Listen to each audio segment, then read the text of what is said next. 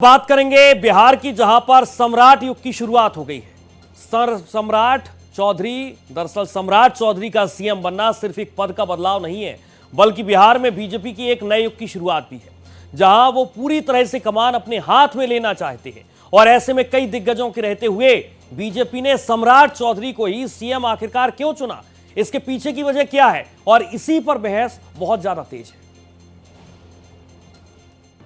बिहार की राजनीति में बुधवार 15 अप्रैल को एक नए युग का आरंभ हुआ। लगभग 2 दशकों तक राज्य की राजनीति के केंद्र में रहे नीतीश कुमार के इस्तीफे के बाद जब सम्राट चौधरी ने बिहार के नए मुख्यमंत्री के रूप में शपथ ली। मैं सम्राट चौधरी ईश्वर की शपथ लेता हूँ। ईश्वर की शपथ लेता हूँ। सम्राट के साथ जेडीयू कोटे से विजय कुमार चौधरी और विजेंद्र प्रसाद यादव ने भी शपथ ली। दोनों को उप मुख्यमंत्री बनाया गया। ईश्वर की शपथ लेता हूँ कि मैं विधि द्वारा स्थापित भारत के संविधान के प्रति सच्ची श्रद्धा और निष्ठा रखूंगा। मैं विजेंद्र प्रसाद यादव सत्यनिष्ठा से प्रतिज्ञा करता हूँ कि मैं विधि द्वारा स्थापित भारत के संविधान के प्रति सच्ची श्रद्धा और निष्ठा रखूंगा। ये पहली बार है जब भारतीय जनता पार्टी का कोई नेता सीधे तौर पर बिहार के मुख्यमंत्री पद की कमान संभाल रहा है। इसे राज्य की राजनीति में सम्राट युग की शुरुआत के रूप में देखा जा रहा है। सियासत से लेकर आम लोगों तक में उत्साह है, शुभकामनाएं हैं।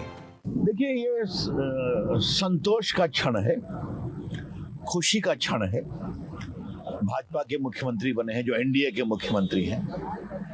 नीतीश कुमार जी ने जो 20 साल में काम की स्थापना की है, वो मानक है, उसको साथ लेते हुए और आगे बढ़ाना है। प्रधानमंत्री जी का आशीर्वाद है तो बिहार बहुत आगे बढ़ेगा।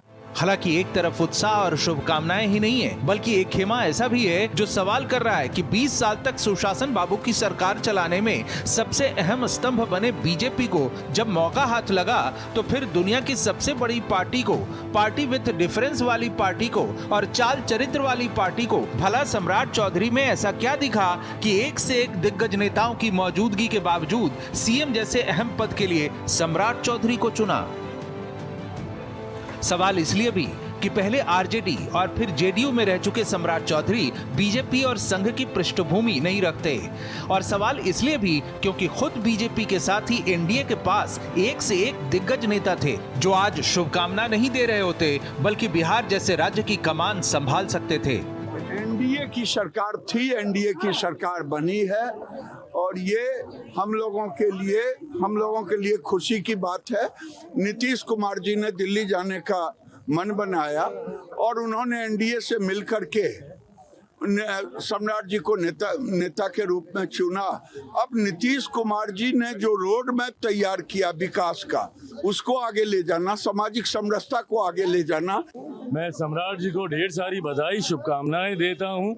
उनके नेतृत्व में तमाम हम सहयोगी मिलकर मेरे प्रधानमंत्री आदरणीय नरेंद्र मोदी जी के विकसित भारत के लक्ष्य को, बिहार को विकसित राज्य बनाकर, बिहार को फर्स्ट, बिहारियों को फर्स्ट बनाकर हम लोग आगे बढ़ने का कार्य करेंगे। जैसे उन्होंने 20 साल चलाया बढ़िया से बिहार को, हम समझते हैं कि जो कहीं अगल बगल कुछ कमियां रह जाएगी होगी, उसको सम्राट जी और पूरा करके बिहार को आगे और ले जाएंगे। दरअसल एक से एक दिग्गज नेताओं के बावजूद सम्राट चौधरी को सीएम पद के लिए चुने जाने के पीछे एक नहीं बल्कि कई वजहें हैं। सम्राट चौधरी को सीएम पद देकर बीजेपी ने रणनीतिक तैयारी और संगठनात्मक संतुलन साधा है। पार्टी को ऑलराउंडर चेहरा चाहिए था जो जातिगत समीकरण में भी फिट बैठता हो। सम्राट कुशवाहा समाज से आते हैं, जो बिहार में पिछड़ों का एक बहुत बड़ा वोट बैंक है। सम्राट चौधरी ऐसे नेता हैं जिनकी पूरे बिहार में पहचान है। बीजेपी ऐसे नेता को कमान देना चाहती थी जो लालू और तेजस्वी के वोट बैंक में सेंध लगा सके, मुद्दों को लेकर विरोधियों को डटकर जवाब देने वाला अंदाज हो।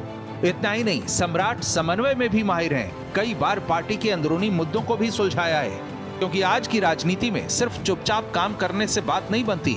जहां विरोधियों की आंखों में आंखें डालकर बात करनी पड़ती है, वहीं पार्टी के भीतर और गठबंधन के बीच समन्वय भी बिठाना पड़ता है। कभी कभी ईश्वर की कृपा होती है। पूरा लड़ाई हम लड़े, लव कुश बनाए, समता पार्टी बनाए, हम पार्टी बनाए, लेकिन सफलता नहीं मिली।